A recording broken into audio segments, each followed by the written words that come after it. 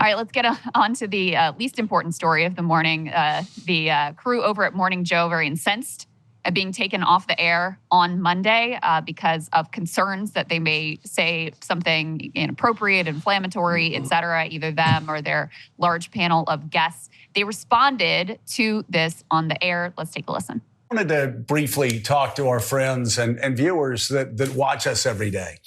And talk about what happened yesterday. We were told in no uncertain terms on Sunday evening that there was going to be one news feed across all NBC News channels yesterday.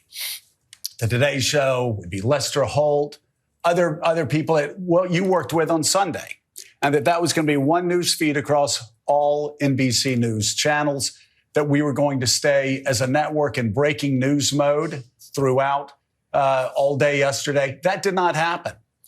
We don't know why that didn't happen. Our team was not given a good answer as to why that didn't happen, but it didn't happen. We were also told it was going to happen throughout the day. And I guess after there was such a strong blowback about yesterday morning, I guess they changed their plans. And so those plans changed as well. So it didn't. We've talked about it off the air. We'll talk about it on the air because we talk about everything on the air. We were very surprised. We were very disappointed. And if we had known that there wasn't going to be the one news feed from NBC News across all NBC News channels, Willie, we obviously would have been in yesterday morning. Yeah, we all wish we would have been here yesterday. We still would like to figure out exactly why there wasn't that one news feed. And I think the reason why is this show began and continues 17 years later on being the place where you can go to have the hard conversations in a civil way. And so it seemed like now more than ever is a time that we would like to be on. And I think our viewers agree with that. So we continue. We are 5 minutes past the top of the hour. No, and let me just say, next time we're told there's going to be a news feed replacing us, we will be in our chairs. We'll be sitting here. Yeah, and the news feed will be us, or they can get somebody else. We'll still be sitting here. So their audience of one, Joe Biden, is very upset, I'm sure, that they were taken off the air for the day. But Ryan, what did you make of this whole situation? And so what happens if they show up in their chairs, but nobody turns the cameras on? Because I think you have to do more than just sit in the chairs, but that would be amazing if they sat in their chairs and kind of set up a tripod with their phones and just went live on, is Periscope still a thing? It'd be whatever they are like comfortable with at that moment. I'm trying to think like what kind of event could make it so that we're like, oh man, we can't have Krystal on tomorrow morning. And God knows Lord, what she's going to say. or me, or Emily, or Saagar. But it certainly is not a sign of confidence in your report, in your team of quote unquote journalists. Yeah. If when things are sensitive, you can't actually trust them to not embarrass you. Or, the other thing that is possible here that's going on, MSNBC is part of a gigantic corporate conglomerate, which is susceptible to government action and government inaction. And it doesn't necessarily mean congressional. There are a lot of administrative actions that a vengeful government could take that would influence all the different corporate tentacles that the parent company of MSNBC has. And maybe they're looking at the polls and seeing, oh man, it looks like Trump is coming back. Trump is known to be, a man that has a long memory when it comes to slights. And so we need to just start cozying up to him now. That is probably more likely than them being concerned about them saying something that would anger like viewers. So I don't think this was about a viewership. I think this was a kind of straight up kind of political, lack of power play.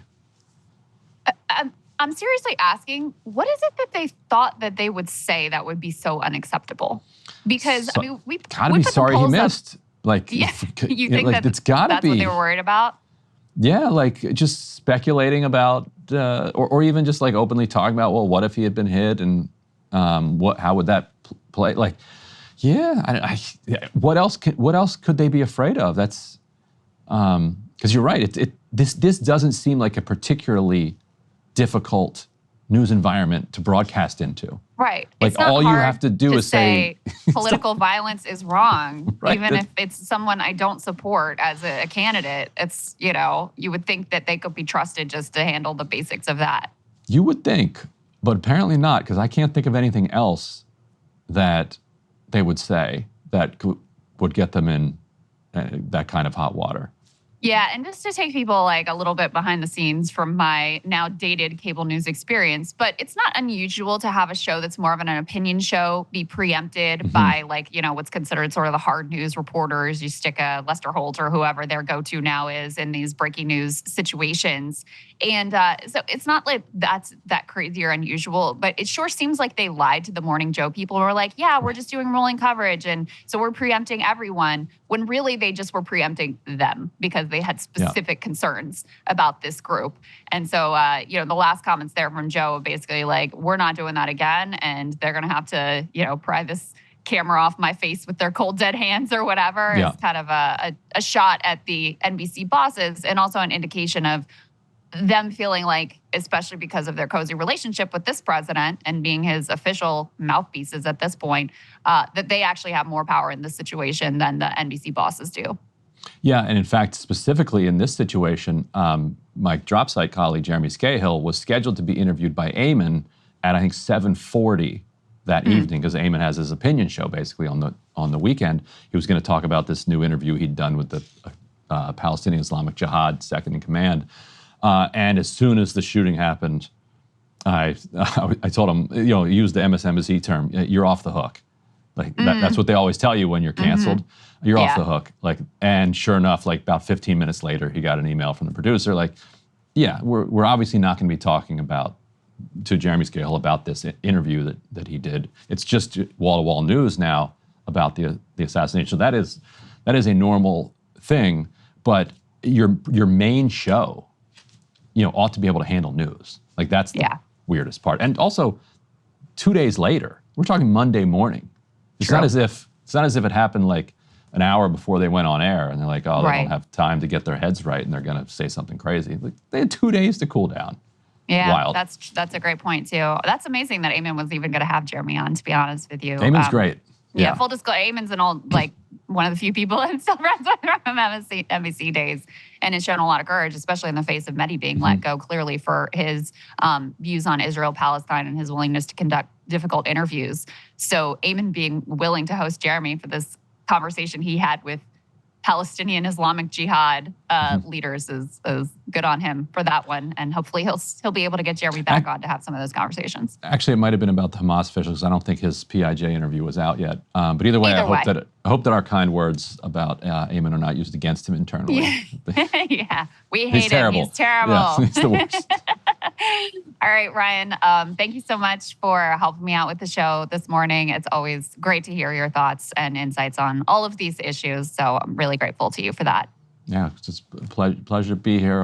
And we don't get to do this enough because it's when I'm filling in for you. Yeah, that's right. Chance for the left-wing dominance of the show today. That's right. We did get Emily in there at the top, so people got their dose of right-wingness into the show as well. Can't miss out on that. All right, guys, thank you so much for watching and bearing with us in what has been a very tumultuous personal week, both for myself and for Saagar. We're going to continue to have breaking news updates for you as things unfold with Trump's speech tonight, and God knows what's going on with the Biden campaign. So be watching that as we all also head to Saagar's wedding, so that'll be interesting. And we will see you back here next week. Hey, if you like that video, hit the like button or leave a comment below. It really helps get the show to more people. And if you'd like to get the full show ad-free and in your inbox every morning, you can sign up at breakingpoints.com. That's right. Get the full show, help support the future of independent media at breakingpoints.com.